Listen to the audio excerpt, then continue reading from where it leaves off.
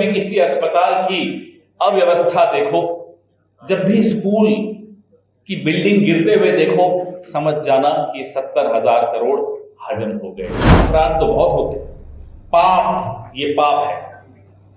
बच्चों का भोजन चुरा ले, उसको भगवान माफ नहीं करता, तो बिहार की जनता कैसे माफ करेगी? 70,000 करोड़ रुपए के घोटाले यूं उजागर हुए कि सरकार के विभिन्न विभागों ने यूटिलाइजेशन सर्टिफिकेट जमा नहीं कराया, मालूम ही नहीं वो पैसा कहां गया।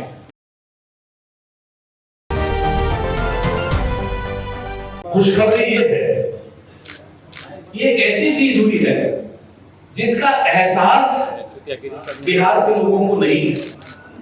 विकास हो गया, ऐसा 100% विकास हो गया, पुल बन गए, पानी, बिजली, सब कुछ हो गया, शिक्षा, लेकिन लोगों को नहीं पता चला।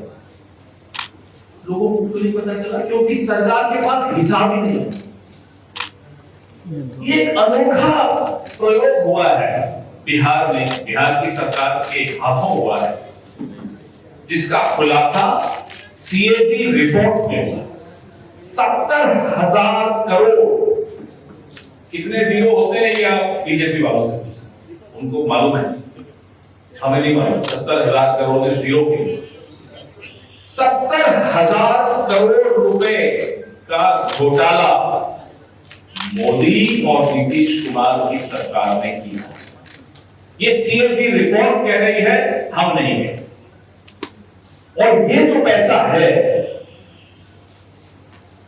कोई प्रोजेक्ट होता है, वो प्रोजेक्ट में जब खर्चा होता है, कोई विभाग उसमें खर्चा करता है, तो यूटिलाइजेशन सर्टिफिकेट देना पड़ता है, तब मालूम पड़ता है कि हाँ ये पैसे का उपयोग हो गया।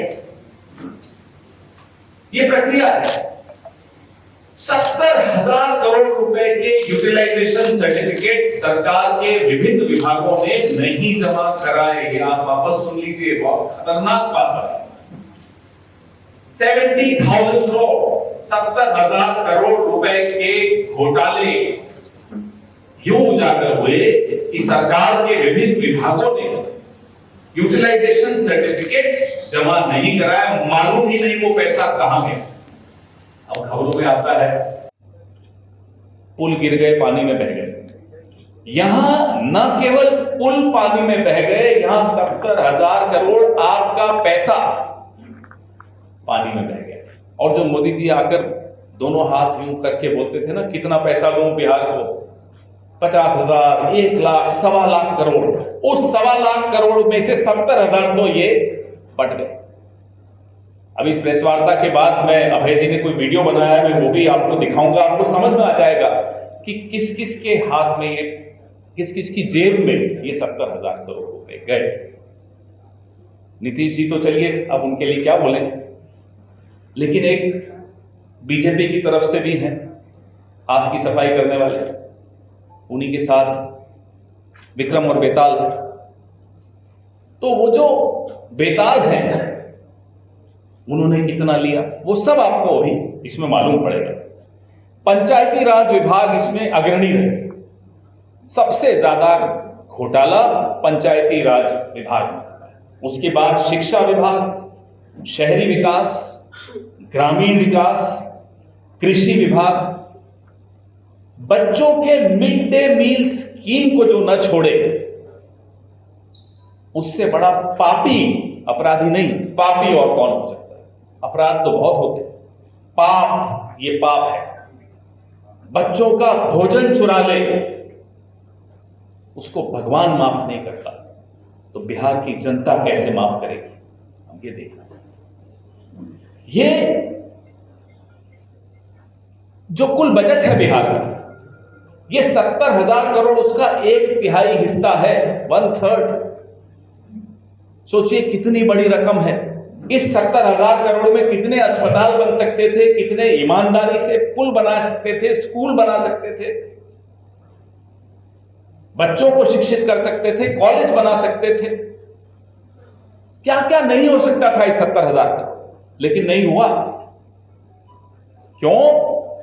क्योंकि 70,000 करोड़ बंट गए, चोरी हो गए। डाका पड़ गया। ये वो लोग हैं जो मेरे से और आपसे बर्थ सर्टिफिकेट मांगते हैं और खुद यूटिलाइजेशन सर्टिफिकेट नहीं दे पा रहे। हमसे कागज मांगते हैं, खुद कागज, हिसाब किताब के कागज नहीं दे पा रहे। ये वो लोग मक्कारी देखिए, डाका भी डालते हैं, सीना चोरी भी करते हैं। और ये भरोसा क्यों आता है? ये भरोसा इसलिए आता है क्योंकि इनको लगता है कि चुनाव आयोग अब इनकी जेब में है, ये कितना ही डाका डाल दे, कितनी चोरी कर लें, इनका कोई बाल बांका नहीं कर सकता। लेकिन ये जानते नहीं है, ये बिहार का मीडिया है, ये बिहार की भूमि है, ये क्रांतियों की भूमि है। पूरे विश्व ने बिहार से क्रांतियों को उपजते हुए देखा है। इसलिए कितना ही चुनाव आयोग आप अपनी जेब में रख लीजिए, बिहार का एक एक मानस, एक एक व्यक्ति, एक एक बेटा, एक एक बेटी जरूर आवाज उठाएगा और इसके खिलाफ बटन दबाएगा। ये सीएजी की रिपोर्ट जब आई तो मैं बड़ा हैरान हुआ, क्योंकि सीएजी का तो नाम सुने भी अब 11-12 साल हो गए।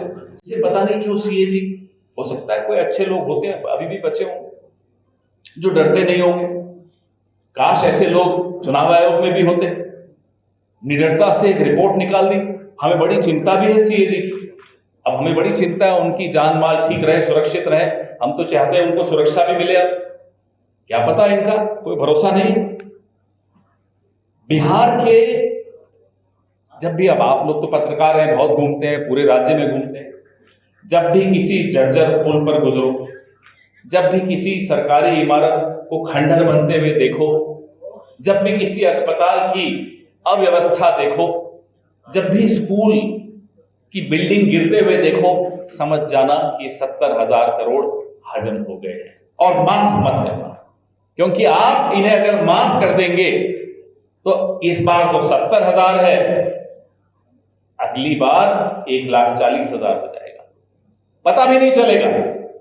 इसलिए मैं आपके माध्यम से और सारे आंकड़े विभागवार, मैं अभय जी को और राजेश भाई को आग्रह करूंगा कि प्रेस नोट आप सबके बीच सर्कुलेट करें, विभागवार सारे आंकड़े आपके सामने हैं।